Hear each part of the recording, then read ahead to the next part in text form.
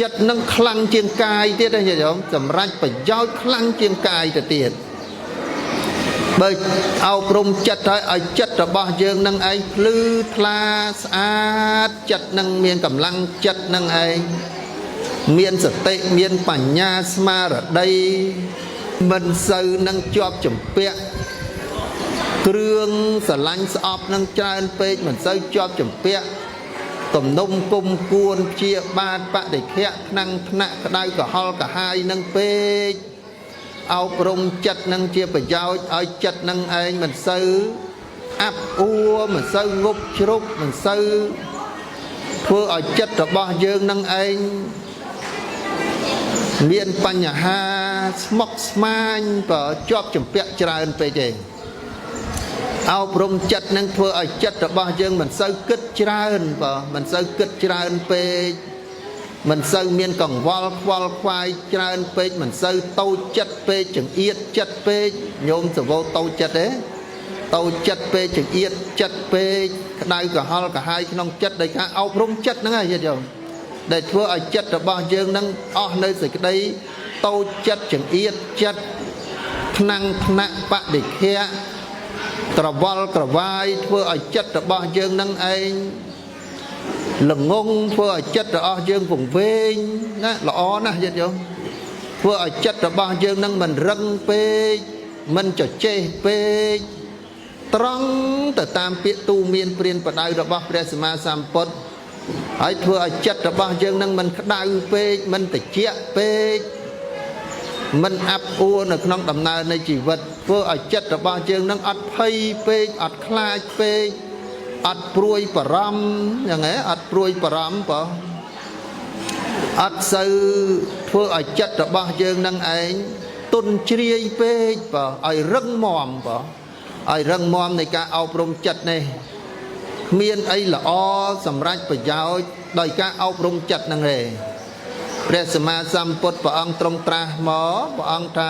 មនាលភិក្ខុទាំងឡាយតថាគតបានត្រាស់ដឹងត្រេះរិះពិចារណាឥតមានសភាវៈណាល្អជាងការអប់រំចិត្តទេចិត្តដែលបានអប់រំល្អហើយទូមានល្អហើយរក្សាល្អហើយឃុំក្រងល្អហើយសង្រួមល្អហើយដូចជាចិត្តនេះតែងសម្រេចនៅប្រយោជន៍ដ៏ច្រើនហ្នឹងហ៎សម្រាប់នៅប្រយោជន៍ដ៏ច្រើនរកអ្វីមកប្រៀបទឹមពុំបានឡើយ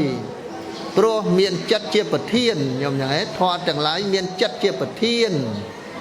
មានចិត្តជាអធិបតីសម្រាប់អំពីចិត្តកើតឡើងអំពីចិត្តញាតិញោមអញ្ចឹងបើញាតិញោមចង់សម្រេចអីមួយការងារអីមួយរកទទួលទានអីមួយញោមអប់រំចិត្តនឹងឯងបងចិត្តនឹងឲ្យល្អវាមានធម៌ពលបងធម៌ពលដេកជះចិត្តនឹងឯងអាចទៅសម្រេចណាសម្រេចមិនធម្មតាទេសម្រេចទៅជាអរិយបុគ្គលបង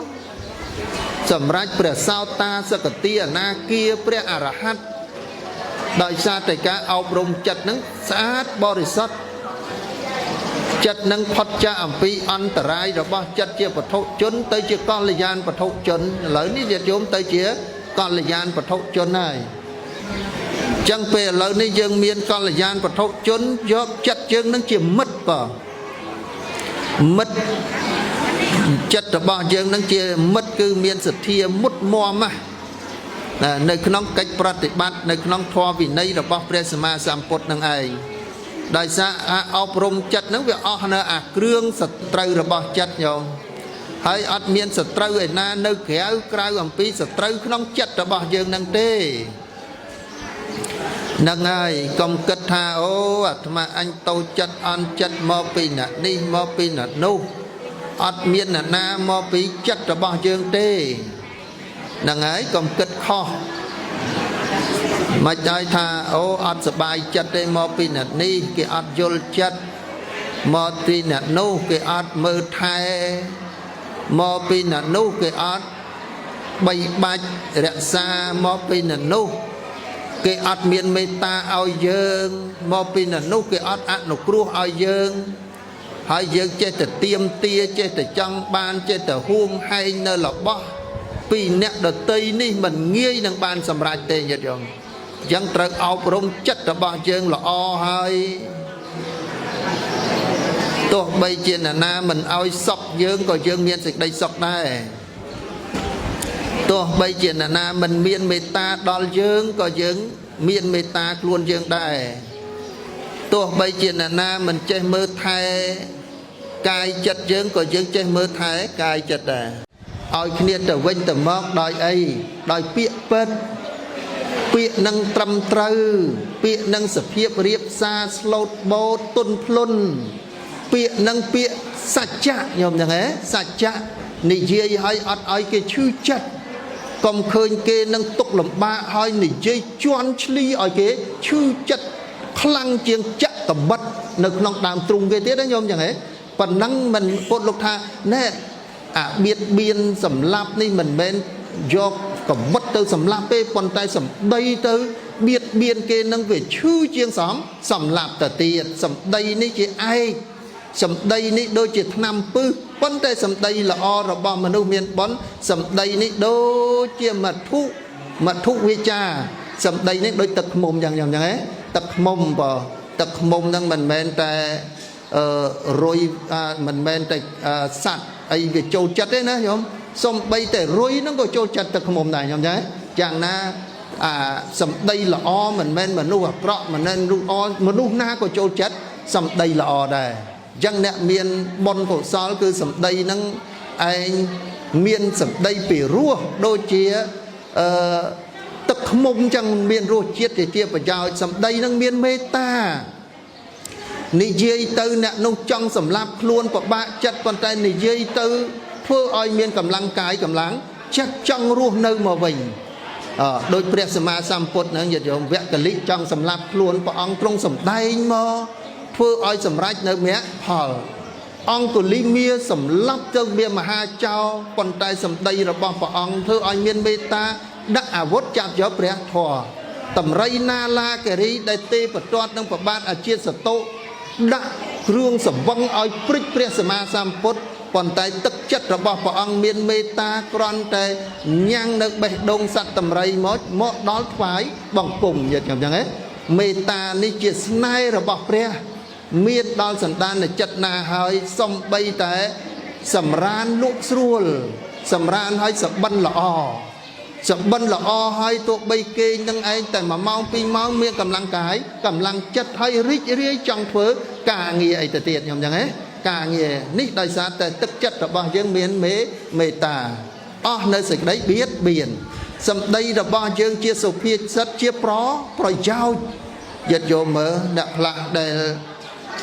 បកែនិយាយមានប្រយោជន៍មានរឿងរ៉ាវអីគេស្ដីឲ្យទៅនិយាយចែចៅកូនគេខ្ញុំចឹងហ៎អ្នកជួនកាលម្ដាយឪពុកអត់ជឿជាក់សម្ដីខ្លួនយើងទេអ្នកលោកអាចារ្យអ្នកណាដែលគេចេះមហានឹងសម្ដីពីរោះយត់យកមើលទៅបកែនិយាយគេមុនបងអត់ចង់ឲ្យអីចឹងណានិយាយយូរទៅផ្អែមពីរោះអីផ្លយមាត់ថាមិនអីទេកូនខ្ញុំអត់ជាប់ណាគេខ្ញុំចឹងហ៎គ្រាន់តែប៉ុណ្ណឹងធ្វើឲ្យអ្នកដែលចង់បាននឹងត្រេកអររីករាយចុះបើមានទ្រព្យមានសម្បត្តិមើលទៅដូចស្រឡាញ់គ្នាប៉ុន្តែនិយាយអត់ប្រយោជន៍ខ្ញុំចឹងហ៎គេគិតថាអូខ្មែរយើងអីនេះណាទុកដាក់កូនចៅមើលផៅសន្តានណាអាសន្តានគឺអីចេញអំពីវាចានឹងប្រាប់សន្តានថាល្អឬក៏មិនល្អហ្នឹងឯងប៉ុន្តែដល់ពាក្យពិតពីរោះដោយសុភាសិតនិយាយមកថាអូខ្ញុំពេញចិត្តខ្ញុំអត់ប្រកបអីច្រើនទេដោយសារពេញចិត្តណាប៉ុន្តែបើអត់ពេញចិត្តទៅដាក់ឯងទៅអូយលែងចង់បានអីចឹងណាខ្ញុំនេះសម្ដីកើតឡើងអំពីបុណ្យដែលយើងសន្សំអញ្ចឹងយើងមានទានហើយមានសិលមួយថ្ងៃញាតិញោមសេចក្តីល្អយើងមួយថ្ងៃសាងជីវិតរបស់យើងឲ្យល្អគ្រប់ជាតិគ្រប់កំណើតណាសាសនារបស់ព្រះសម្មាសម្ពុទ្ធអញ្ចឹងបានព្រះអង្គថាណែយើងមានពណ៌សម្បុរល្អអាយុវែងមានសេចក្តីសុខកម្លាំងកាយកម្លាំងចិត្តនេះមកពីបុណ្យបើយ៉ាងហ៎មកពីបុណ្យមកពីទានមកពីសិលមិនមែនមកពីទ្រព្យទេអ្នកខ្លះមានទ្រព្យអាយុខ្លីបងខ្ញុំយ៉ាងហ៎មកពីបុណ្យរបស់យើងមកពីសិលសេចក្តីល្អរបស់យើងដែលឲ្យយើងអាយុវែងអត់ឆ្លោះគ្នា ឲ្យមើលថែទាំគ្នាស្រឡាញ់គ្នាមានសង្កហធម៌គ្នាទទួលខុសត្រូវហ្នឹងឯងទទួលខុសត្រូវទាំងសុខទាំងទុក្ខនឹងឯងទាំងរំធ្វើដំណើរទៅដល់គោលដៅមួយខំជែកលបូតខំពូតមិនល្បេះ100យោបានបែកគ្នាខ្ញុំណាបែកឲ្យជួបគ្នាដោយសារអីដោយសារគុណធម៌នេះញាតិញោមមើលគុណធម៌ដោយកុលៈមេត្តាកុលៈបិតាគាត់តែជួបគ្នា500ជាតិញាតិញោមមើលហើយអត់ចេះឆ្លោះតោះតែងគ្នាទេអស់តែដោយសារអីដោយសារមានសទ្ធាបំពេញបុណ្យហ្នឹងឯងដោយសារមានសិលចាគៈធ្វើទានរួមគ្នាបញ្ញានេះយល់ចិត្តគ្នាមិនឡោះឲ្យជាតិណាក៏អត់បែកគ្នាដែរប៉ុន្តែបើអត់យល់ចិត្តគ្នាញាតិញោមមើលកុំបីតែស្លាប់ហ្នឹងឲ្យកប់ចិត្តទៀតញោមចឹងមានណាមានដល់